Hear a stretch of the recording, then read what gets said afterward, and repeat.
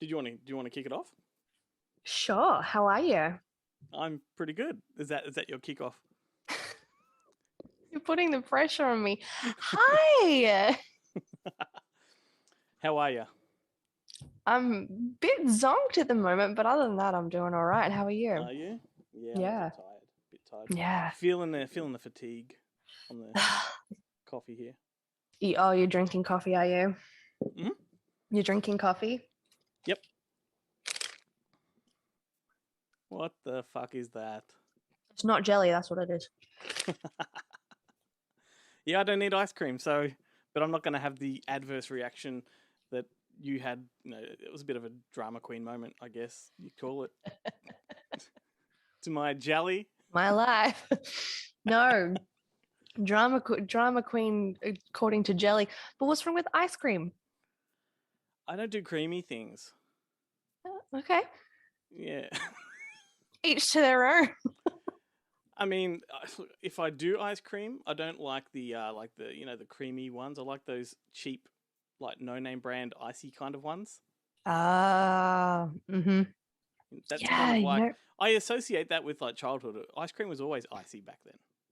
Yeah, I think I'm really into Zupa Dupas and my kids are really into Zupa Dupas. So when it's can you see yeah, my your cat's looking for super dupas.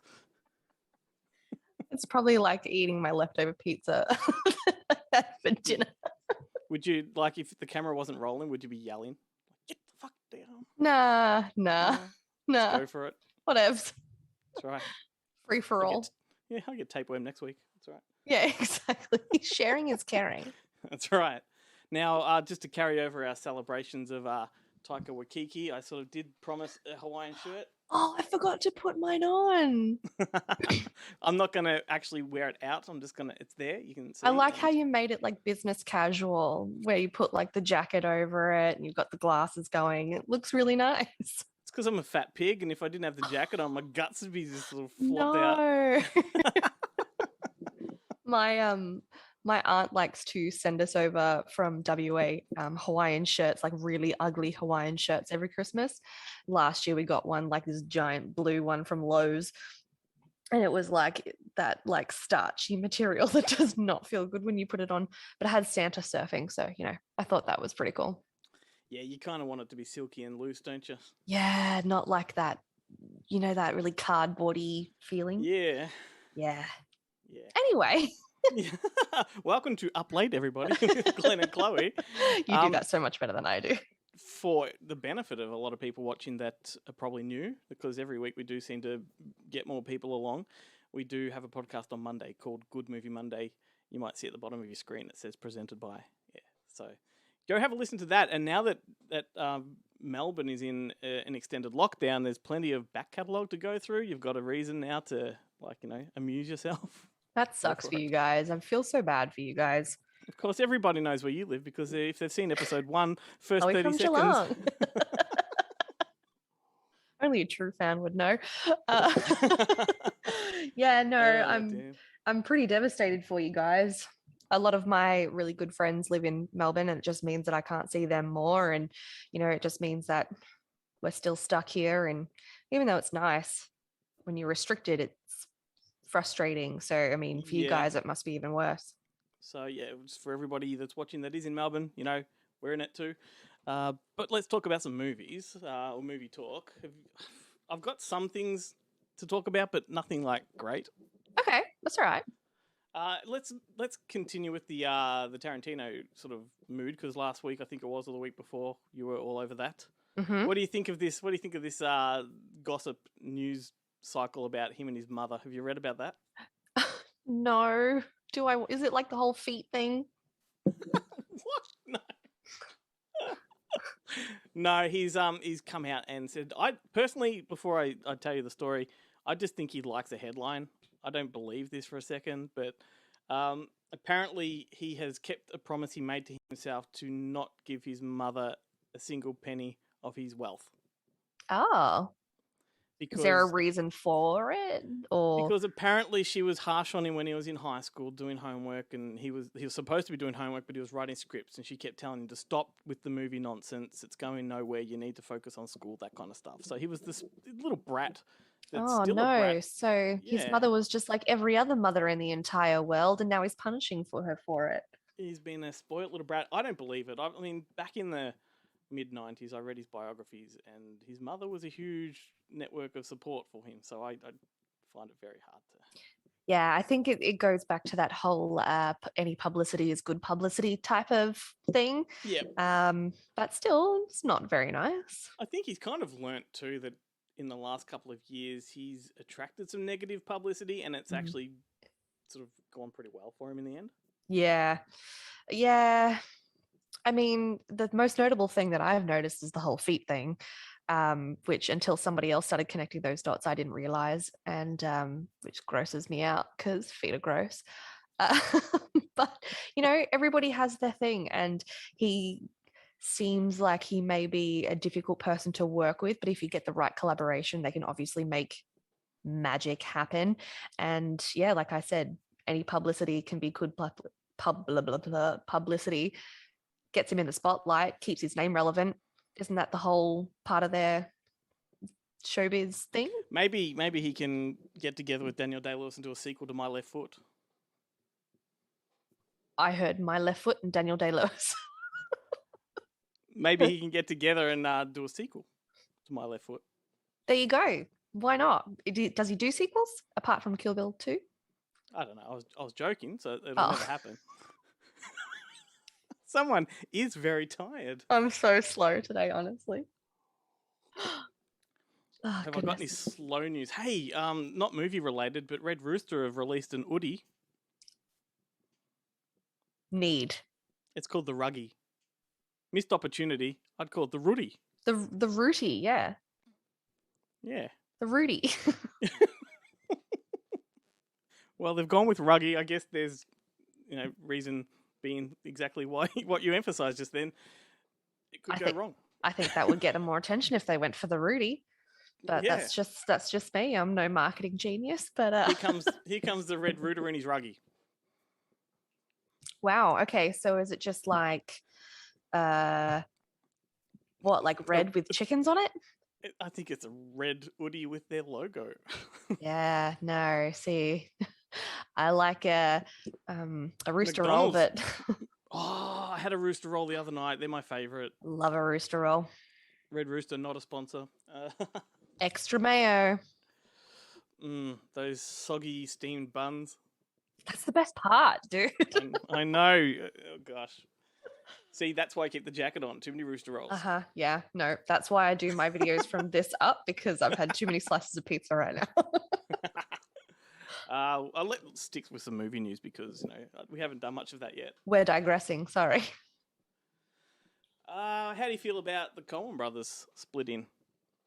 Oh no! Really? So Ethan Cohen has decided he's done with movies and he's walking away.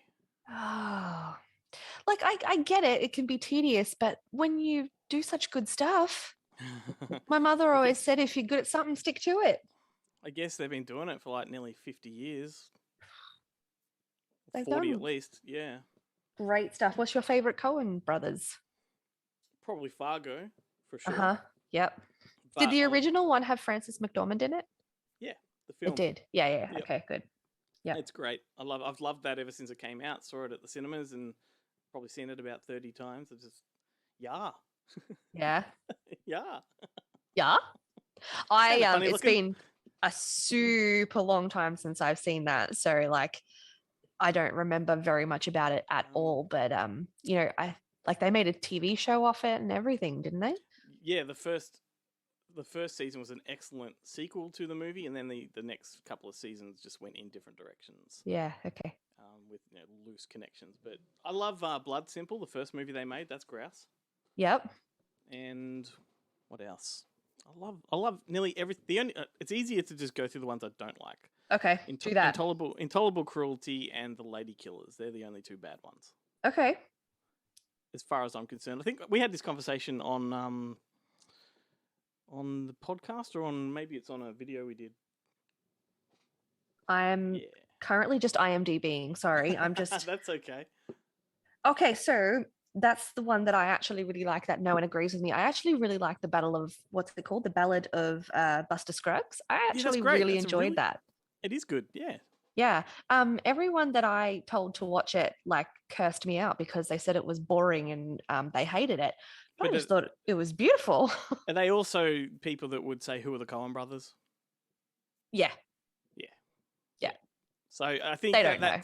that film requires a little bit of history or knowledge of what they do. I think it just requires, just a love of film because The best, yeah. if you don't love Well, film. that's the final Coen brothers film now.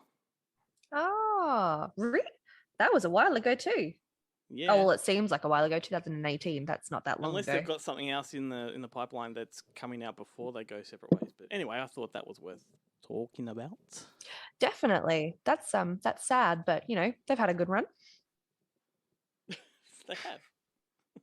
What about other brother duos? Who are the Australian brothers? Not the Hemsworths. The Speary Nash. brothers? No, Nash and Edgertons. yeah, they're pretty. Oh, you're a little bit. Yeah, I don't really. I've never considered them like a partnership in filmmaking terms, even though they've worked. Yeah, but you know together. them as brothers, though, wouldn't you? Like you would recognize Yeah. them as brothers. I remember them as stunt guys in the Big M ads when they were in Australia. Do you remember them doing that? Yeah, I watched something. I can't recall what it was, but I watched something recently that Nash Edgerton was a stunt guy on, many years ago, like 20 years ago. Can't remember what it is now, but yeah, they're okay. They're okay. You got the Spirit brothers. Yeah. They're the Aussie directors that started off with the movie Undead. They made Daybreakers with Ethan Hawke. Okay. And did one of they've done horror, so not up your alley. No, but I might have. I can still appreciate it. I'm learning to appreciate. Actually, I think they did Predestination as well. That's not horror. That's the one with Ethan Hawke. Okay. Yeah. Just a little bit more things for me to watch. Just adding to my list.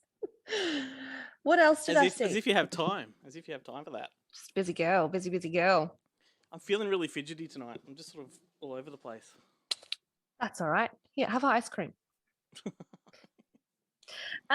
What do you feel about Zendaya? Zendaya is in everything. I feel like she's kind of the new like when Schwarzenegger was just in everything, like, and he didn't need to be. I kind of feel like Zendaya's like that at the moment. I don't know. I do know Zendaya. I was going to say I don't know that, but I do know. Yeah, she is in everything. She's just everywhere. And is it because she's good? Because like she's fine, I think, but I don't think she's. I think she's got a terrible autograph. I'm looking at Wikipedia, and her autograph or her signature is there, and I mean that wasn't really well thought out, because if you're at a convention or somewhere and you've got to sign like 1,000 autographs, that's not a good one to be signing. Do you have a picture? Because I haven't seen it. It kind of looks like dick and balls. Oh yeah, it does, doesn't it? It looks like a pair of titties from here. Well, there you go. Oh yeah, now, yeah. My phone's doing a weird multicolour shit right there. Yeah, funky. I reckon if I was famous, if I was famous, my signature would be a dick and balls or like a pair of boobs or something, because it's easy to draw and no one will ever forget it. What do you mean when you're famous?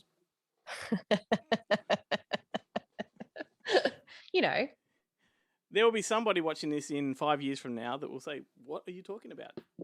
Oh, I know, right? Like, why hasn't it happened sooner, Emma Stone is confirmed to be coming back for another Cruella.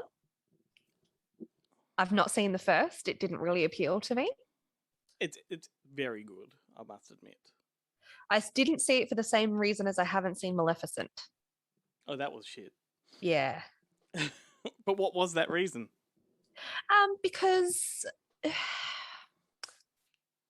I don't know. I feel like the villains are a villain for a reason, and I don't need to see the other side to them. Like I see them as the villain. I don't need to know that they had a traumatic childhood and this is how they ended up. Like, you are speaking my language. I've had that conversation with so many people, particularly about when Rob Zombie went and remade the Halloween movie and he gave Michael Myers that backstory. It's like, no, he doesn't need it. He's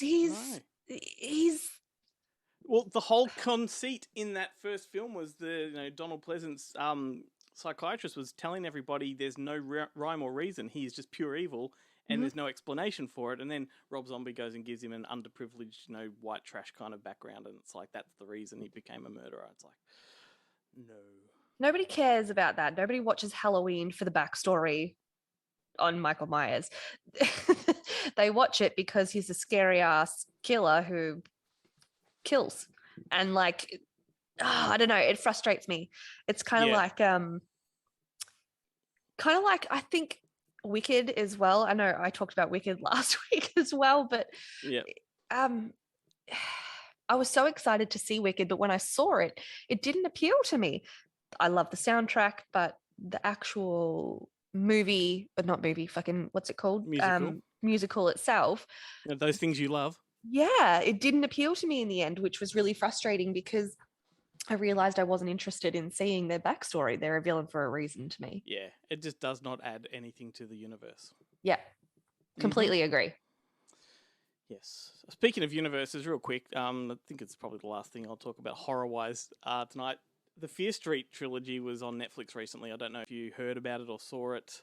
It's on my little Netflix to watch list, yes. And it was very good. Like, it's 3 films that were made back to back and they all link up very well, right? And they go backwards in time. So one starts in the 90s and it goes back to the 70s and then it goes back to the 1600s. But the director of that series wants Fear Street to be like the horror version of the MCU. Like, he wants to just establish its whole big thing, which I don't know. Like, just make a whole lot of Fear Street films but don't connect them because I feel, and this is the mistake Marvel made, and DC, when you make a universe out of this, you isolate a lot of people that want to come into it midway. Right. If you come into it and say, no, someone tells you there's 13 other films you've got to go and watch before you can catch up. That's daunting. Hey, I've seen a lot of the MCU and still I'm daunted by, I haven't seen, this Captain America. So can I see this? Is it going to make sense? And even when Endgame and all that came out, I hadn't seen the Thors. I hadn't seen, the other Captain Americas or the Tom Holland Spider-Mans. I hadn't seen them. So half of it didn't make sense. I still enjoyed it somewhat because I like the characters, but half of it didn't make sense. And I think that is very alienating. I think you're right. Yeah, I don't like it when they do that. And they tried to do a horror one with The Mummy, the Tom Cruise film. That was part of their dark universe. Yep. They were going to then recreate all the Universal monster movies and connect them, but I don't think it works for horror. And nothing will ever beat Brendan Fraser. Sorry. Especially not Tom Cruise. No, that's true. I can have an appreciation for the man, but he cannot replace Brendan Fraser. I've never been a huge fan of the Mummy, like the Brendan Fraser ones. Really? No. I saw them all like theatrically. I've watched them several times on like video or DVD, and they never really hit the spot for me. They're so good. Are they? They have everything. They have the humor, the action, the sci-fi. It has everything. I'm really precious about like treasure hunt movies. Those type of Alan Quatermain stories, Indiana Jones, that kind of stuff. Yeah. And The Mummy just blended far too much of the supernatural for my liking. Okay, fair enough. I think for me, I enjoy it because that's what I'm drawn to. You're much bigger into the fantasy than I am. Huge, massive, yeah. I mean, I will say I prefer fantasy in fiction over, realism and reality, but there's a limit for me. Fair enough. I got invited to play D&D the other day, and can I tell you, I am just super freaking excited about it. So watch me go. So that's not sarcasm at all? No, not at all. I've never played, and I am so freaking pumped. That's how much I love fantasy, sci-fi. That's how, I'm so excited. That's as excited as I was this week when I received my Crocodile Board in the mail that I had ordered, and my wife and I sat there and played, and she couldn't be less interested, and I made her play. Explain to me. Is it like, what is it? And she beat me every time. Of course she did. She has Yeah. a point to prove. Yes, she enjoys it now. Look it up. It's a big wooden board with a circle and then a hole in the middle and little obstacles, and you're supposed to flick these wooden discs across the board, but you've got to knock other players' discs out of the way to score points, and it becomes very aggressive. And they're not just like a light disc. They're heavy and they hurt when you flick them. Sweet. I'm gonna get onto that. Yeah, it's a grouse game for 2 to 4 players, and back in the day I used to do it with friends all the time. So I got excited and ordered one, and it arrived, and I'm in my element. Crokinole, y'all. I can say, as a very competitive person, I'll be looking this up and looking at a way to win every time. Yeah, absolutely. it's fun. But, what else? We're not talking much about movies, but no, I know it's a bit of an off week, isn't it? That's okay. I don't have. What about the South Park deal? Did you hear about that? They're going at least until season 30, and they have like 14 movie deals or something like that. Yes, they signed a $900 million contract. That's in CBS or something like that, yeah? I can't remember. I think the TV show's continuing with Comedy Central, and then might be CBS or something that's going to. But Jesus, $900 million. So you think back to like, what was it, late 90s, early 2000s when basketball came out, and you're watching basketball and you're watching these two dudes just act like utter idiots, and you think one day they're going to be worth $900 million. Exactly. Well, even like for people my age, slightly older than you, go right back to Cannibal the Musical, which they released with Troma. There's a musical you might like. Yeah. Yeah, it's hilarious, but that was made for like $5,000, as a student film. Put them on the map. South Park came later. They also did the movie Orgasmo for not much money. You've seen Orgasmo? Yes, excellent. Ciao, boy. Yes, my one of my high school best friends forced me to watch that many a time when I was in high school. Forced many times. And all that comes to my head is that huge woman in the leather, and doesn't she say like "fuck me, pretty boy" or something like that? You're gonna make me come. You're the second person on Good Movie Monday to quote that. Specific can part? You guess the other? Can you guess the other person? Ben. Yeah. He just liked her titties. It's a matter of pride. If he's watching this, he'll get excited. Yeah, no, that's firmly planted in my mind. That specific scene. Yeah. You probably haven't had time, but have you watched the Val Kilmer documentary? No, but I've seen it and I'm very interested, and that'll probably be on the list for the weekend. Yeah, definitely check it out. It's really good. Yeah. Unbelievable that this guy actually recorded his entire life from like 8 years old up. He had a camera with him at every single moment of his life and just documented all of it. And he's got a huge warehouse full of tapes and film. That's great. I know, which means he's captured all of the nasty shit that happens behind the scenes. Stuff that he couldn't put in the documentary, stuff that he kind of pushes the envelope by including in there. His fight with John Frankenheimer and sledging Tom Cruise at the back, in the background of Top Gun. And he's doing like what a Corey Feldman and trying to expose it all, and they're trying to stop him or something like that. Kind of, not really. I mean, it's a very earnest documentary. I think he's trying to reclaim his reputation a little bit because he's sort of known as the difficult person in Hollywood, and this documentary kind of paints him in a different light. Granted, he kind of directed it and produced it, so it's going to be from a biased point of view, but he puts forward a good argument that, he was just a creative, passionate about creating, and a lot of people weren't on the same page as him. Which I think happens a lot. Yes. And they get tarred with that difficult brush when really they're just trying to do their job. Yeah, there's that famous interview with Robert Downey Jr. just saying he's just not difficult. Like, this reputation is there, but he's just not. Like, it's fodder. It's out there.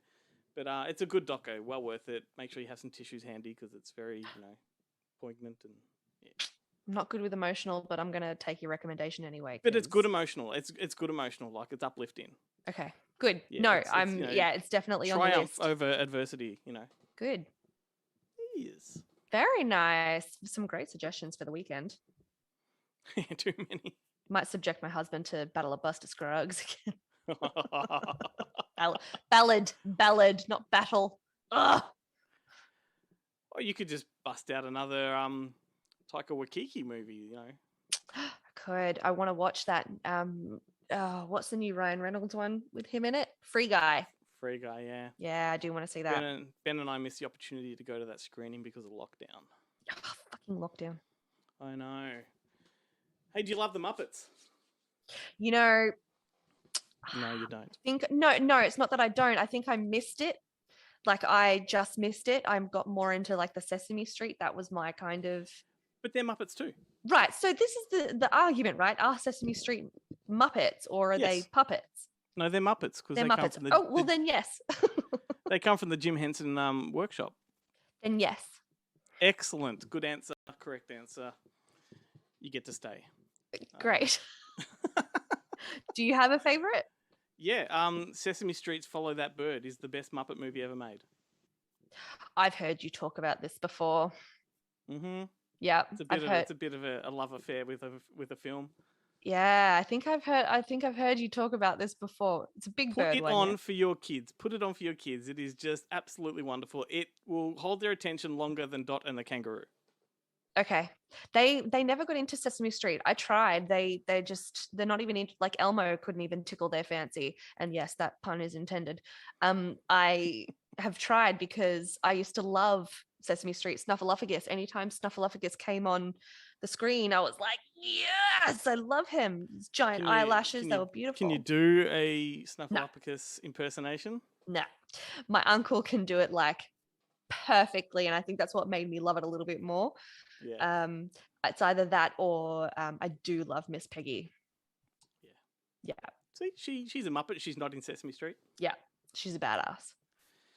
Cool. Well, they've got a new Muppets special coming out called Muppets Haunted Mansion, which is their first Halloween movie. Cool. I know. I'm excited. I haven't watched their new stuff. They've got a new show on one of the streaming services, probably Disney Plus or whatever. But yeah. I've not watched that, but I do love the Muppets. Muppets are everywhere. You got Muppets, you got Muppet Babies. They're everywhere. How did they make Muppet Babies? That's the question, isn't it? You have to watch Muppets Tonight, I guess, the adult version of Muppets, to learn about that. What about the Fraggles? Remember Fraggle Rock? It's going to make you feel bad if I say no. Okay. Bugger. No, that wasn't my kind of era. That's depressing. Sorry. Make me feel old. I remember the first time I remember about or learning about the Muppets or being introduced to the Muppets, and that was Treasure Island. Yeah. And I still love that movie. That's a great movie. Tried to get the kids to watch it, not interested, was very disappointed, and I sulked about it for a little while, but I moved on. But like this is not just like one of those, older generation talking shit or smack about younger generations, but I do think like films that we grew up with, kids films from the 80s into the 90s, are a lot more sophisticated. And I just don't think kids today can cope with that sophistication. Like they want things fairly bland and generic. I completely agree with you. 100%. If it requires a thought process, it's just not on. Like it just needs to be bland. Laid out all in front of them so they don't have to think about anything. They just get to see the pretty colors and the songs about something. And I blame the Teletubbies. Oh, okay.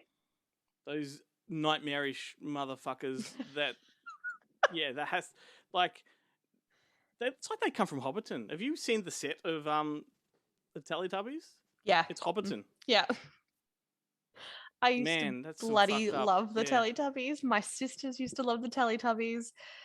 There's something. Have you seen that music video with Sarah Michelle Gellar? Who was it? Was it the Stone Temple Pilots? Maybe it's a music video that is like the dark version of Teletubbies, and they're all nightmarish with fangs and shit. No. Yeah. That'd probably Sour Girl. I think it's called Sour Girl. Look it up on YouTube right before bed and enjoy your sleep. Because I never need to sleep again. That's fine. Yeah. See, could have saved your stepdad a whole lot of work when he bust through that door with a chainsaw. He could have just given you a video of that. I've written it in my notes in my phone, so I will watch that tonight and then see how we go. And Maybe I'll do a Sarah Michelle reaction Gellar, so video it's like, for you. yeah, it's yummy Sarah Michelle Gellar too, all gothic and shit. Yeah, that float your boat. It did back then. Yeah, I mean she still does now. She's Buffy. Yeah, She's Buffy. Totally. We've run the clock out. Have we? Yep. We That didn't always have goes anything so else to say. fast. Like there was nothing else to talk about. No, I haven't got anything. Your cat finished the pizza, so that's good. In case we weren't interesting enough, you can always just watch the cat in the background. Yeah, I think it drank all the Pepsi too. Is that Pepsi? No. I don't even know what's back there. Everyone freeze frame and draw a dick in her hand. That's yeah. Huh? What are you Hey. doing? Excellent. So people, hopefully, they will do that. Hey, I hope you get some rest and yeah, it's been a long, long day. Yeah, it's been a long, long day.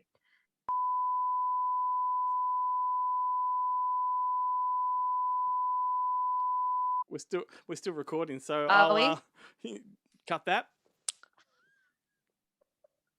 I'll cut that. Chloe from Geelong.